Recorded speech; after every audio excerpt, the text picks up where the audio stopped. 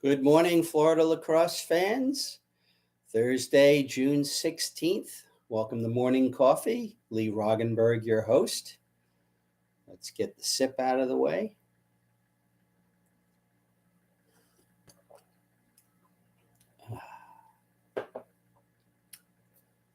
If you haven't already done so, please subscribe to the channel. Encourage others to do so.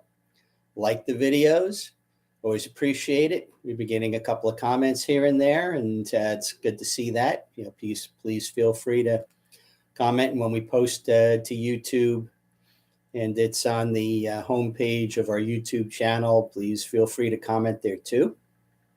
Keep it tasteful, please.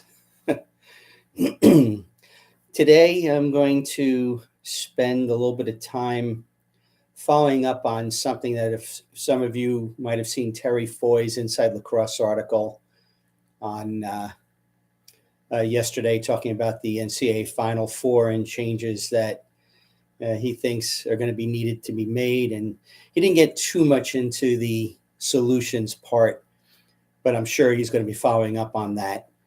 But let's get some of the other stuff out of the way first.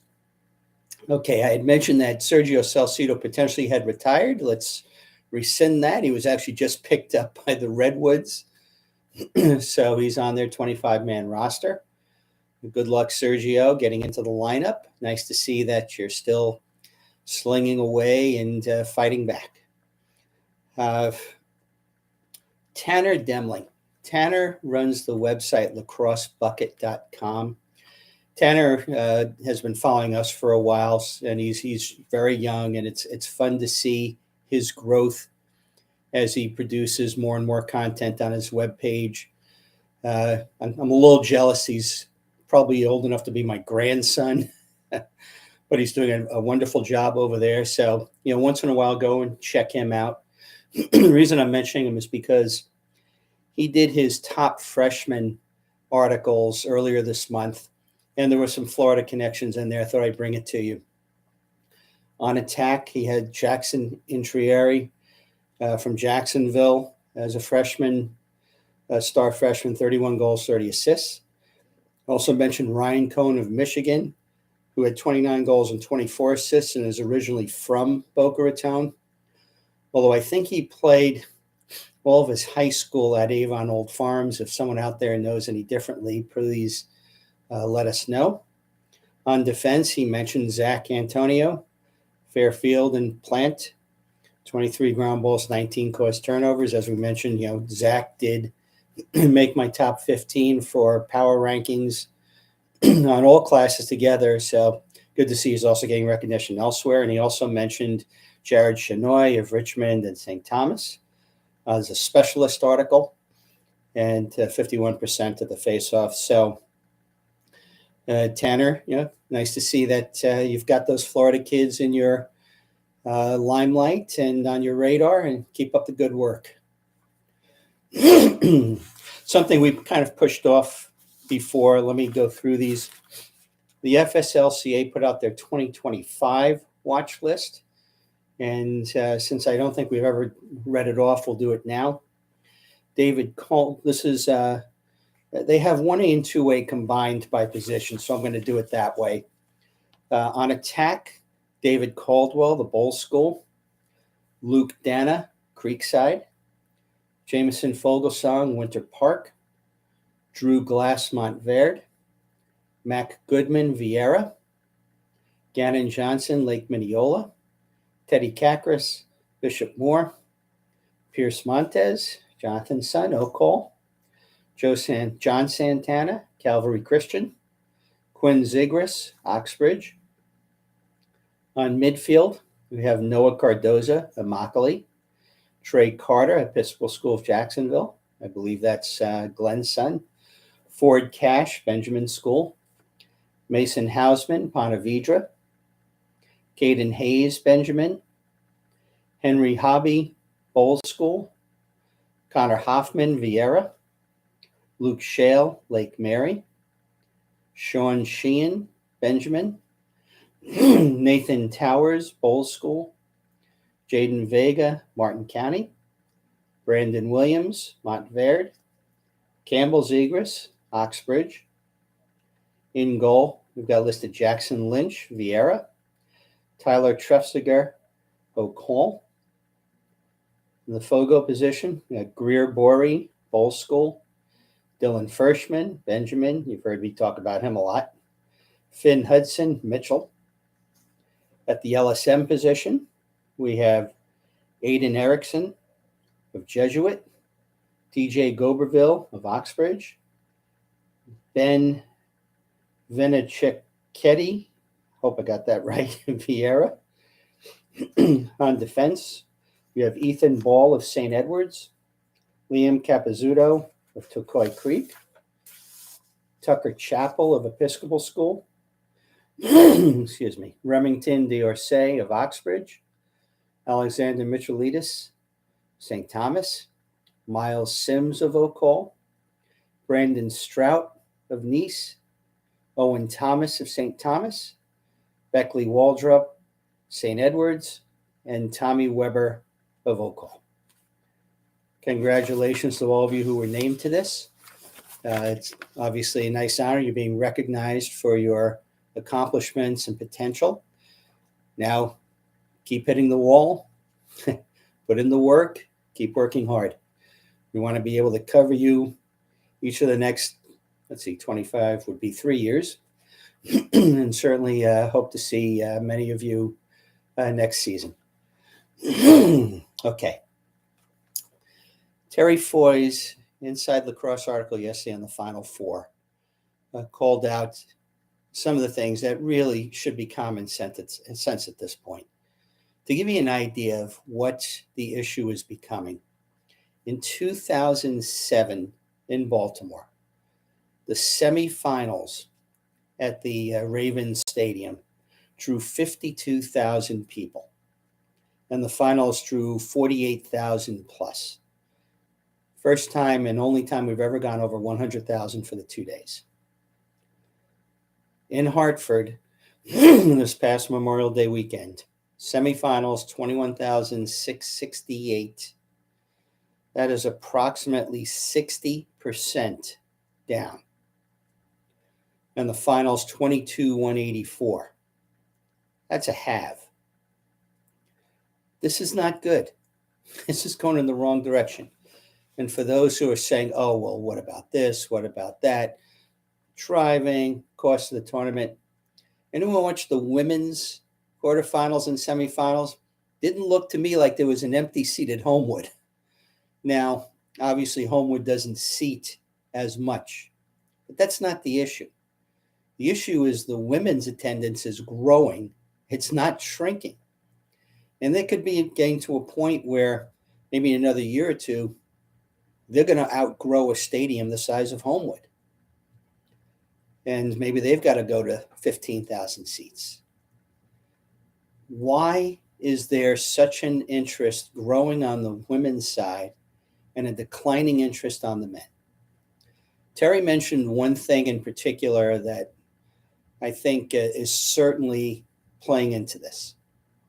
The issue of making sure that games are where you can have hotel accommodations more than, say, local club action that can sell bulk tickets. I think that's a very fair point. Another point that he makes, which I've made before, getting someone to go to West Hartford and on Memorial Day weekend, I don't get that. Who the heck wants to go to West Hartford on Memorial Day weekend? Yeah, it's nice that you want to be in the college stadiums. That college stadium looked pretty damn empty on TV. It's like it's almost like they herded most people into one side just to make it look better. NCAA, you got a problem on your hands. And if you don't think, let me point this out. I haven't been able to get the TV ratings on the semifinals or the finals yet. It's not an easy thing to find. On the other hand, we just had the women's softball NCAA championship last week. The the 2-game Oklahoma sweep of Texas. This is Oklahoma and Texas, okay? This is not New England Patriots and LA Rams or whatever.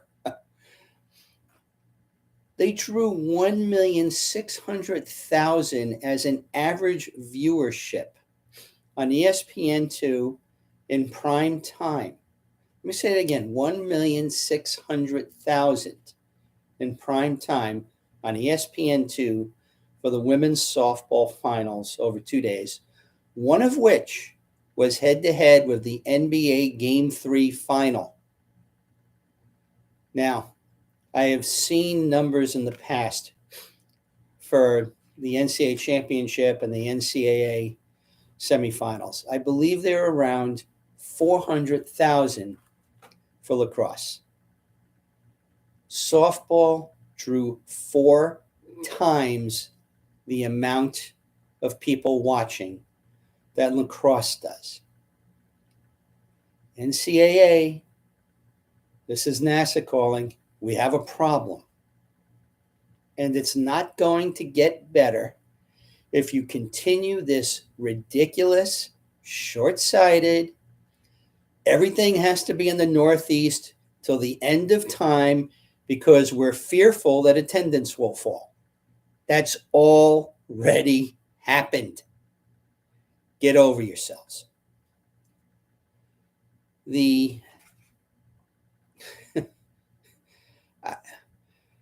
I'm going to try to get the TV ratings. If I'm not mistaken, Denver hosted a quarterfinal some years ago that drew 13,000. Let me say that again. Denver's quarterfinal some years ago drew more than the women's final and semifinal this year.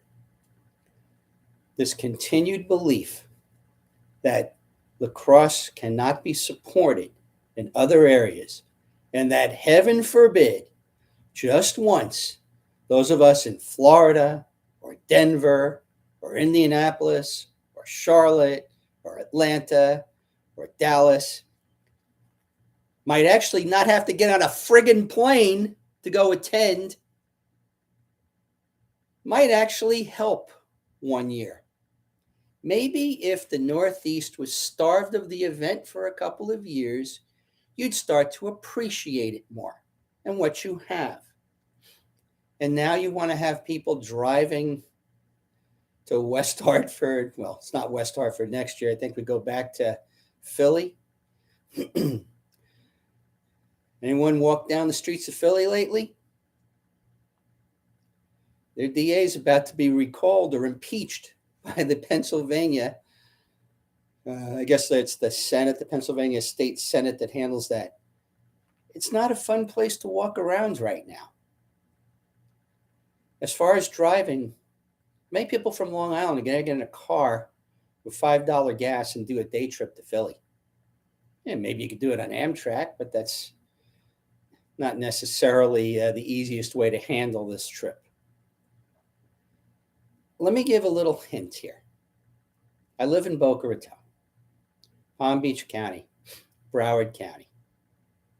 2.5, 3 million people within, I would guess if you're coming from Weston and you're going to FAU half hour.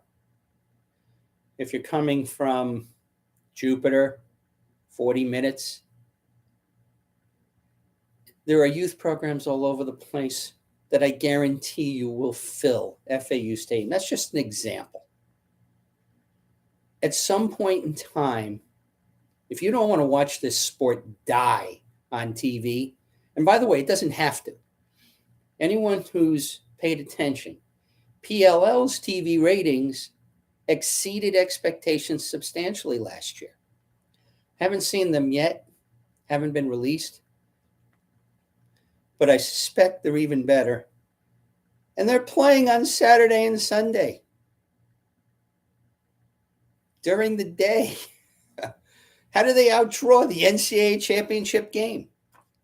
Because no one wants to sit in front of a TV set at 1 p.m. on Memorial Day weekend. And they don't want to do it starting at noon on the Saturday before. Memorial Day weekend in the Northeast is the opening, the unofficial opening of summer. All the people who have a vacation place out of the city are going to it. I'll tell you where they're not going: West Hartford, Connecticut. I don't want to hit on, I'm using West Hartford partially as an example, but I can tell you, I lived in Connecticut. My folks lived in Connecticut for 7-8 years. It was not high on the list of weekend to-dos to do a day trip to West Hartford, Connecticut.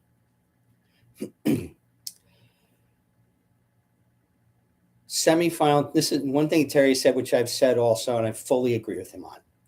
It is ludicrous to have the semifinal and the final less than 48 hours apart.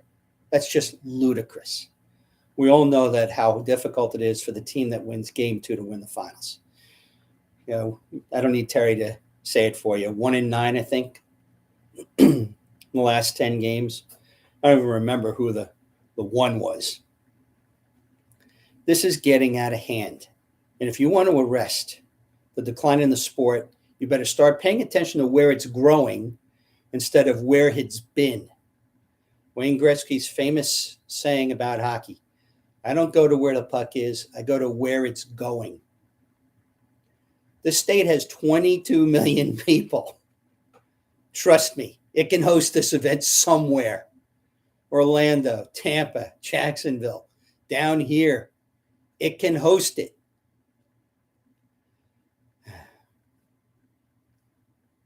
Okay. When I get more information on this, and I've got a couple of more suggestions, we'll circle back to it. But one other thing I didn't mention, I'm going to post, someone posted a wonderful 5-minute clip of Tampa's game day at the D2 championships this year. I'll post it on the website. We'll just embed their video so they get credit for the views. It looks like a lot of fun. I'm about halfway through it. Didn't get through it before we started this, but it's again very nice to see that. Okay, again, if you haven't subscribed, please do so. Please encourage others to do so. Like the video. Let's always remember: grow the game, respect the game, honor the game.